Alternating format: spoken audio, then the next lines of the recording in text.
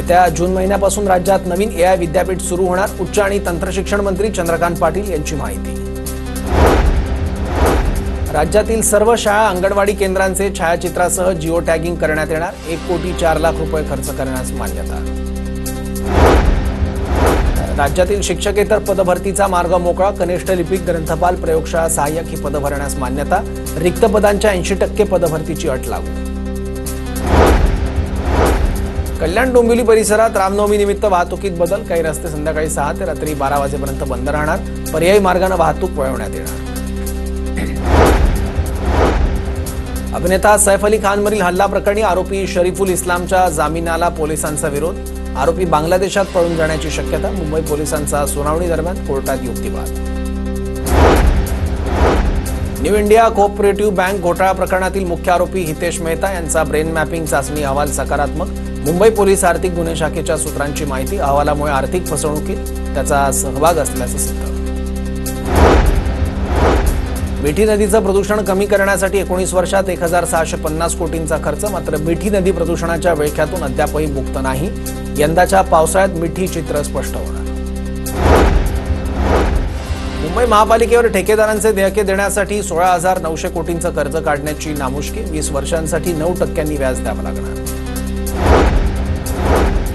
मुंबई पालिकेकडून लवकरच मोफत औषधांचा पुरवठा होणार, निविदा प्रक्रियेत रखडलेला मोफत औषधांचा पुरवठा करण्याचा मार्ग मोकळा।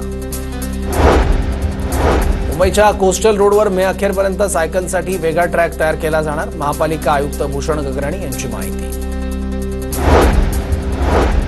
मलबार हिलमधील निसर्ग उन्नत मार्गाच्या खर्चात वाढ, मूळ प्रकल्पाचा खर्च 12 कोटींवरून 25 कोटी झाला। वांद्रे शासकीय वसाहतीतील गृहनिर्माण संस्थेसाठीच्या भूखंडासाठी निकष ठरवण्यासाठी समिती गठीत, उपमुख्यमंत्री एकनाथ शिंदे यांनी समिती गठीत करण्याचे दिले आदेश। ठाण्यातील चिराग नगरमधील प्रस्तावित एसआरए प्रकल्पाला मंजुरी, जमिनीवर आदिवासींचा मालकी हक्क हायकोर्टाने नाकारला, 2,319 झोपडपट्टीधारकांना झोपडपट्टी खाली करण्याची नोटीस।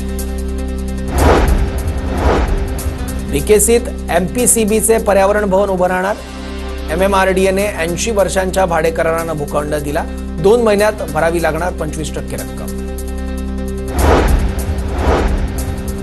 दुय्यम निबंधक कार्यालयातील 75,000 मूळ दस्त संबंधित पक्षकारांना परत दिले जाणार, सह जिल्हा निबंधक कार्यालयाचा पुढाकार, चंद्रशेखर बावनकुळेंच्या हस्ते शुभारंभ।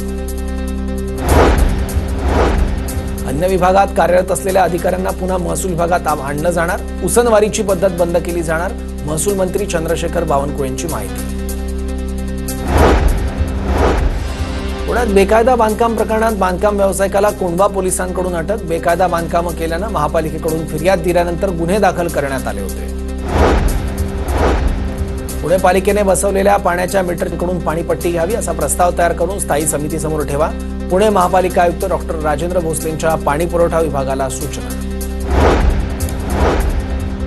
नागपूरच्या मृगबहाराच्या संत्र्याचा हंगाम संपणार, आवक कमी झाल्यानं मृगबहाराच्या संत्र्याचे दर 65 ते 70 हजार रुपये टनांवर, पुढील आंबिया बहाराचा संत्रा ऑगस्ट महिन्यात येणार आहे।